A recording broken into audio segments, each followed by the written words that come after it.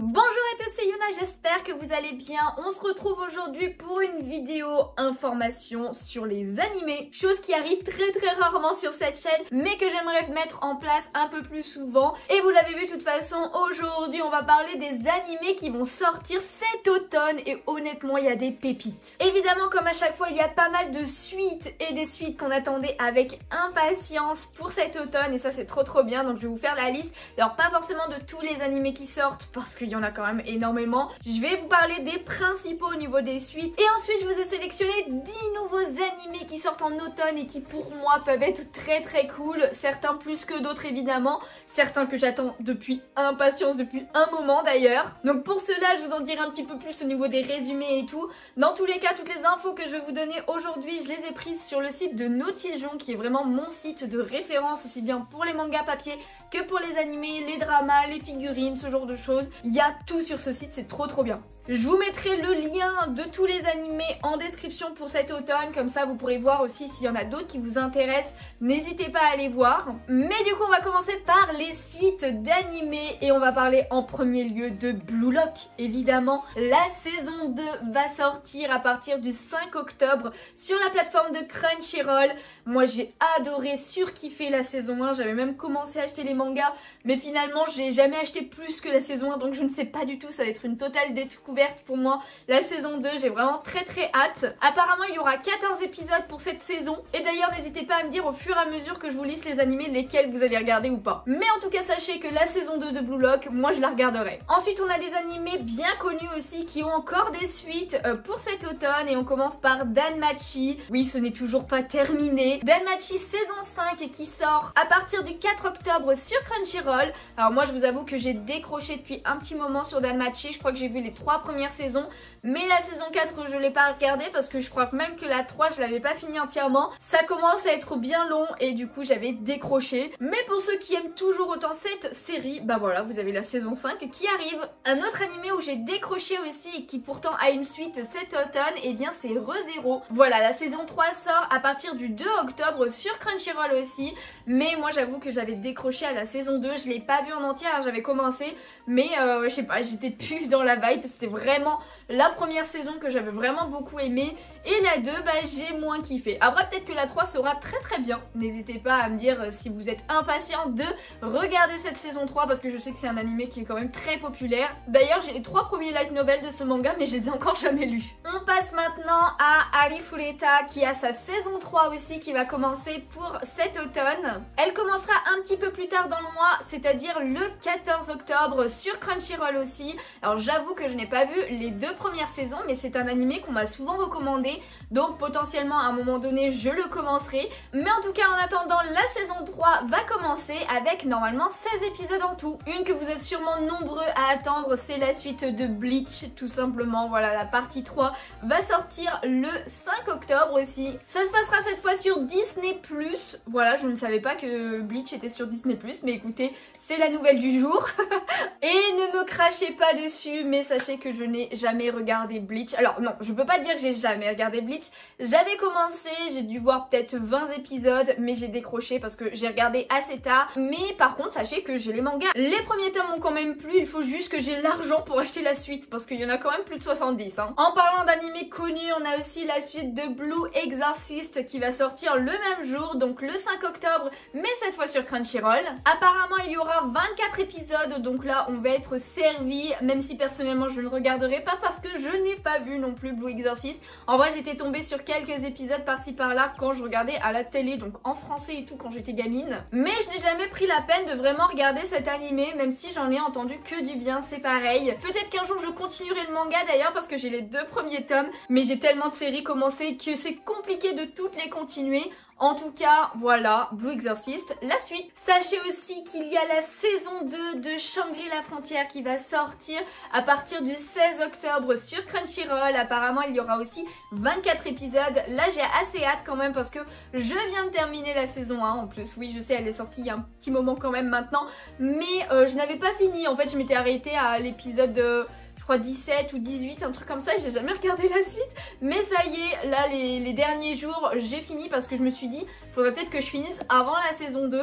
En tout cas, c'était une très très bonne saison quand même, malgré ma pause, et j'ai hâte de voir cette saison 2. Une autre que je vais potentiellement regarder aussi, c'est Sword Art Online Alternative GGO, le Gun Gale Online, la saison 2 qui sort après tant d'années. Parce que la saison 1, ça fait un moment qu'elle était sortie, hein. J'ai plus l'année en tête, mais ça faisait très longtemps. En tout cas, sachez qu'elle sortira à partir du 4 octobre sur Crunchyroll aussi, et je la regarderai. J'adore l'univers de Sword Art Online, même si là c'est plus l'univers de GGO, qu'on voit pas forcément Asuna, Kirito et les autres persos. C'est vraiment plus sur, je sais plus comment elle s'appelle, Len, je crois qu'elle s'appelle Len, mais la petite fille toute en rose. En tout cas, j'avais bien aimé quand même la saison 1, même si je me rappelle plus exactement ce qui se passe, vu que ça fait un moment.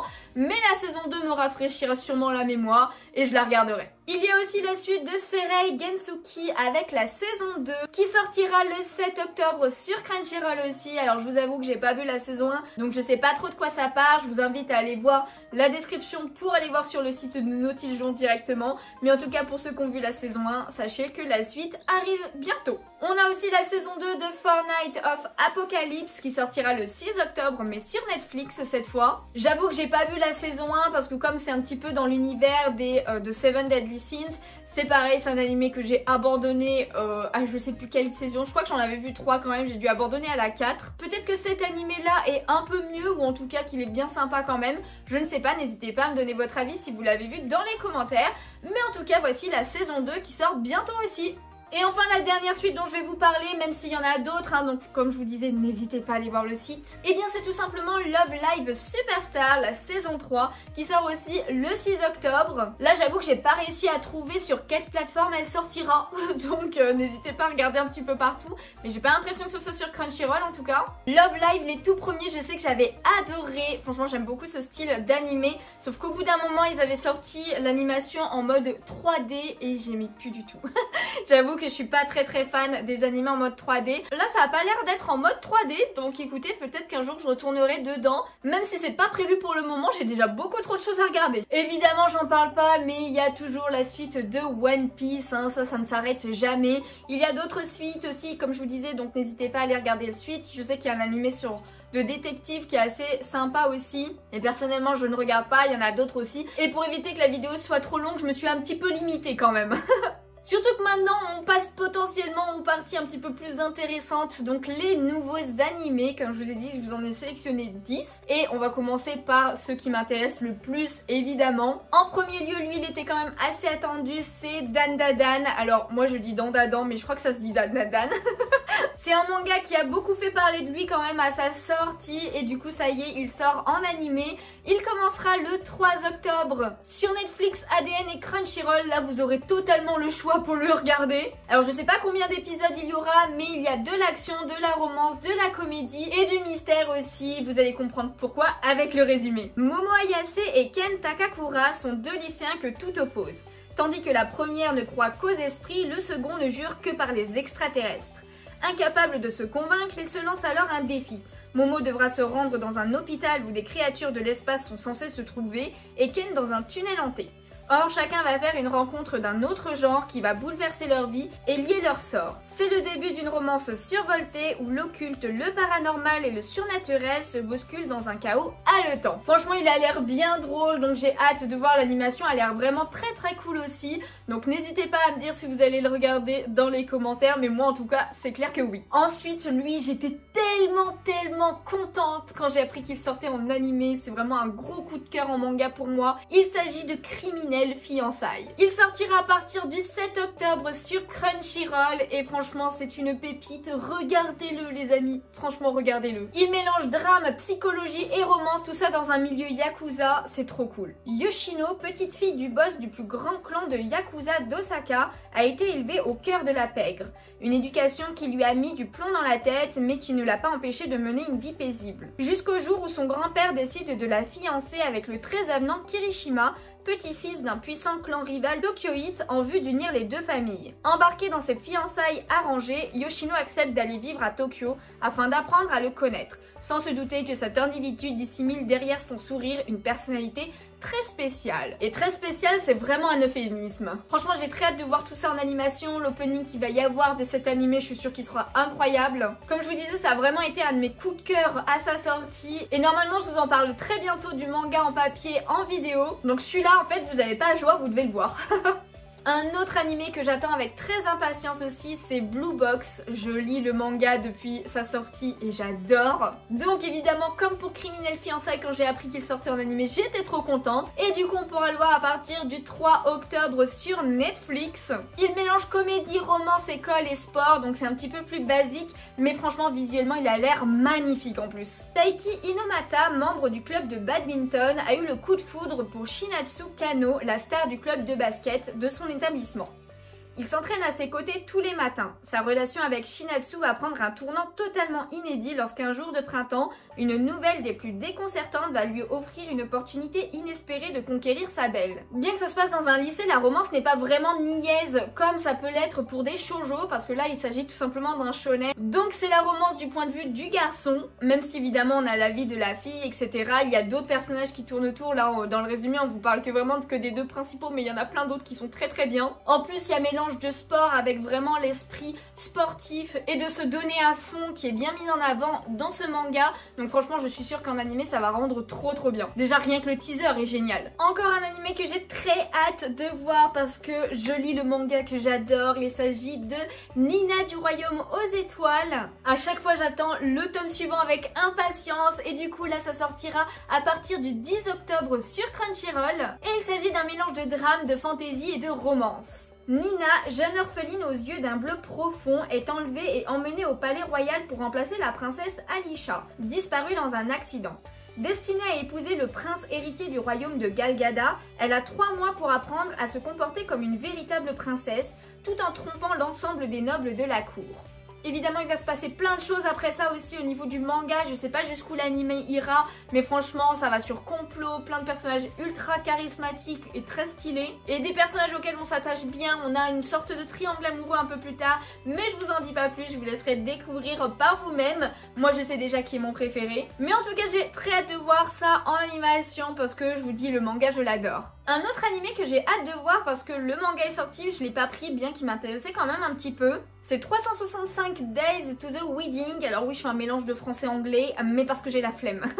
Il sortira le 3 octobre sur Crunchyroll où vous imaginez bien qu'il y a de la romance et de la vie quotidienne tout simplement. Takuya et Rika travaillent ensemble dans une agence de voyage à Tokyo. Ils sont tous deux célibataires mais cela ne les dérange pas car ils sont introvertis et ont une vue épanouie seuls chez eux. Malheureusement, leur employeur cherche à recruter du personnel en Sibérie et les employés non mariés sont les premiers à être sollicités. Rika veut à tout prix éviter la mutation et propose à Takuya une idée. S'ils font semblant de se marier dans 1 an, ils pourront rester à Tokyo. Le seul problème, c'est qu'ils se connaissent à peine. Est-ce que la relation entre ces deux collègues discrets se transformera en quelque chose de réel? Ça a l'air tout chill, tout sympathique et j'ai hâte de voir comment cette relation peut évoluer à partir de rien, entre guillemets, avec 2 personnes qui sont introverties. Donc celui-ci, je vais le regarder aussi. Seul isekai que je vais vous parler aujourd'hui, c'est un titre à rallonge, alors je vais le lire, je suis désolée. I'll become a villainless that will go down in history. Vous excuserez mon anglais déplorable.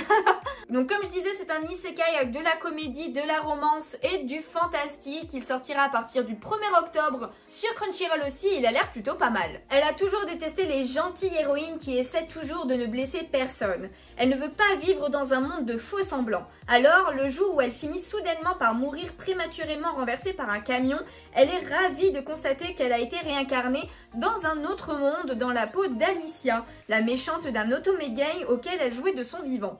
Maintenant que son souhait s'est réalisé, elle va devenir la femme la plus maléfique du monde et elle entrera dans l'histoire. Pour cela, elle doit faire de son mieux pour devenir la plus forte et la plus intelligente. Mais pourtant, plus elle fait des efforts pour être la plus méchante possible, plus le prince semble tomber amoureux d'elle. Ça a l'air d'être un isekai de réincarnation dans la peau d'une vilaine assez basique, mais écoutez, ça peut être sympathique de temps en temps, il y a l'air d'avoir de la bonne comédie et tout, donc je pense que je le regarderai. Je verrai si je le regarderai en entier, mais en tout cas, je vais tester mater les premiers épisodes. Ensuite on a une réanimation, je sais pas si ça se dit comme ça, mais en tout cas il s'agit de l'animé Ranma 1/2, Ranma 1/2, j'avoue que je ne sais pas comment ça se dit. Mais c'est une vieille série animée qui était sortie en 1989, oui ça date énormément. Et en fait ils font une réadaptation du manga en animation, l'animation elle a l'air vraiment très très belle. Ça sortira à partir du 5 octobre sur Netflix. Il y a de la comédie, de la romance et du surnaturel. Moi c'est un manga que je n'ai jamais lu, l'animé je l'ai jamais vu non plus, donc j'aimerais bien savoir l'histoire en vrai, donc je pense que je le regarderai. Alors qu'il revient tout juste de Chine où il s'est entraîné à la pratique des arts martiaux avec son père, Ranma Saotome découvre brutalement la jeune fille à laquelle il a été fiancé alors qu'il la connaît à peine. Il s'agit d'Akane, la fille d'un ami de son père qui vient d'un petit dojo familial.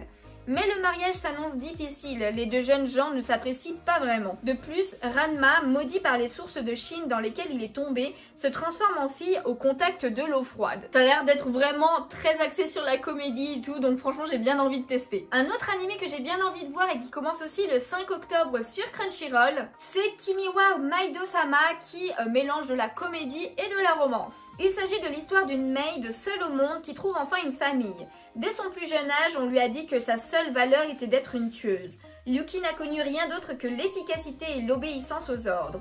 Maintenant qu'elle a une chance de laisser son passé derrière elle, elle se présente à la porte de Hitoyoshi, Yokoa, demandant à être employée comme maid. C'est ainsi que commence le voyage d'une ancienne assassin qui va apprendre ce que signifie être normal. L'histoire a l'air quand même assez basique, mais ça fait du bien de temps en temps et pourquoi pas. On passe maintenant à un animé dont le manga je m'étais tâtée à le prendre à sa sortie, il n'y a pas beaucoup de tomes de sortie, ça fait pas si longtemps que ça. Il s'agit de How I Married an Amagami Sister. Il sortira le 1er octobre sur Crunchyroll, ça mélange de la comédie, de la romance, du drame et du ecchi. Très jeune, Uryu Kimiate a perdu sa mère des suites d'une maladie. Depuis, il n'a qu'un seul objectif, intégrer le prestigieux département de médecine de l'université de Kyoto. Sans le sou et n'ayant aucun autre endroit où aller, il accepte de venir au sanctuaire Amagami, sans savoir qu'il devra cohabiter avec les 3 petites filles du prêtre. La douce mais tête en l'air Yae, l'espiègle Asahi et la fervente Yuna au caractère de feu. La situation n'étant cependant pas assez compliquée comme ça, Uryu apprend que s'il veut pouvoir rester, il va devoir accepter d'épouser l'une d'elles. Franchement, juste j'espère qu'il n'y a pas non plus trop de ecchi parce que moi j'aime pas forcément ça, mais quand il y en a un peu ça me dérange pas, ça peut rendre des situations comiques et ce genre de choses. Après ça me fait un petit peu penser à The Quintessential Quintuplets dans l'histoire où il y a plusieurs filles et on sait qu'il va forcément se marier avec l'une d'elles. Et comme j'ai adoré The Quintessential Quintuplets, il y a possibilité que j'aime beaucoup celui-ci aussi. Et enfin le dernier animé dont je vais vous parler aujourd'hui, il change totalement de registre de celui d'avant. Il s'agit de About the Movement of the Earth. Il sortira le 5 octobre sur Netflix et là on est plus sur du drame historique et psychologique. Les étincelles des découvertes de la Renaissance commencent seulement à jaillir dans l'Europe du XVe siècle, mais ceux qui font ces découvertes sont condamnés au bûcher pour leur hérésie. En Pologne, un enfant prodige nommé Rafal est pressenti pour devenir un grand nom en théologie. Mais une rencontre avec un certain homme va le conduire sur le chemin d'une vérité hérétique. Donc comme je vous disais, ça change de style d'animé clairement par rapport à tout ce qu'on a vu avant, mais ça peut être super intéressant je trouve, j'aime bien ce genre d'animé un petit peu historique de temps en temps. Je m'étais tâtée un petit peu à prendre le manga aussi, mais je ne peux pas tout prendre, donc c'est parfait qu'il sorte en animé. Je pense que je le commencerai, après je verrai si, voilà, si j'accroche assez quand même au fur et à mesure des épisodes pour le voir en entier, mais je pense qu'il peut être pas mal du tout et ça change en plus. Donc comme pour les suites, évidemment, il y a plein d'autres nouveautés qui sont sorties. Je vous réinvite à aller voir le site de Naughty Jaune. Moi, je vous en ai sélectionné que 10 que j'aimerais potentiellement regarder et qui, je pense, sont potentiellement les plus intéressants. Mais après, c'est en fonction de mon avis, évidemment. Si vous en avez d'autres que vous conseillez, n'hésitez pas à le mettre en commentaire pour moi et pour les autres. Sur ce, j'espère que ce genre de vidéo vous plaît. J'essaierai de le faire à chaque nouvelle saison d'animé, donc 4 fois par an, finalement. Je l'avais déjà fait, je crois, à l'hiver de l'année dernière, je suis plus sûre, mais il me semble que c'était ça. Et franchement, vous avez quand même plutôt bien aimé, donc je me suis dit, il faudrait refaire ce genre de vidéo. Dans tous les cas, je vous attends en commentaire pour savoir qu'est-ce que vous allez regarder. Si la vidéo vous a plu, comme à chaque fois, n'hésitez pas à laisser le petit pouce bleu, ça me ferait super plaisir. À vous abonner si ce n'est pas déjà fait. Et puis en attendant une prochaine vidéo, moi je vous fais de gros bisous et je vous dis à bientôt. Bye bye.